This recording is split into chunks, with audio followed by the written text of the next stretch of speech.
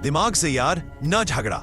शत्रु को बिना छुए हराने की चाणक्य नीति, बुद्धिमत्ता, रणनीति और मानसिक विजय। कभी कभी जीत तलवार से नहीं, दिमाग की धार से होती है। आचार्य चाणक्य ने कहा था, जो व्यक्ति अपने शत्रु को बिना युद्ध किए परास्त कर दे, वही सच्चा विजेता कहलाता है। आज की कहानी उसी नीति पर आधारित है, जहां एक साधारण व्यक्ति ने चाणक्य की नीति अपनाकर अपने शत्रु को बिना छुए केवल बुद्धि से हरा दिया। समय था पाटलिपुत्र का।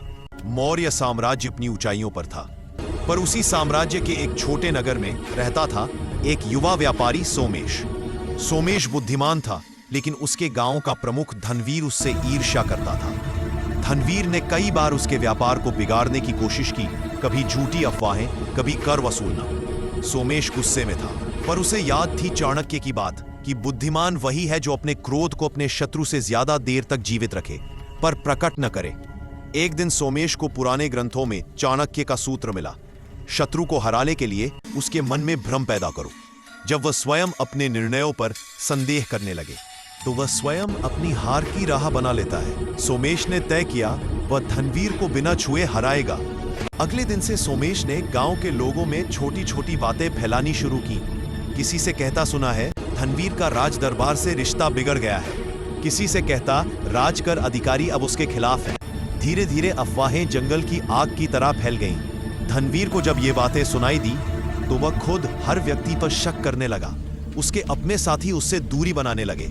चाणक्य का दूसरा सिद्धांत फिर सच हो गया, शत्रु को नष्ट करना हो तो पहले उसे अकेला कर दो। अब धनवीर का मन अस्थिर हो चुका था। वह हर व्यक्ति को अपना दुश्मन समझने लगा।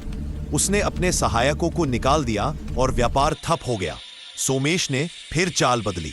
उसने धनवीर के सहयोगियों को अपने साथ जोड़ लिया। धीरे धीरे पूरा गांव सोमेश के पक्ष में हो गया। और तब सच हुआ, जब शत्रु अपनी बुद्धि खो दे तो उसकी हार निश्चित होती है। कुछ महीनों बाद धनवीर कंगाल हो गया।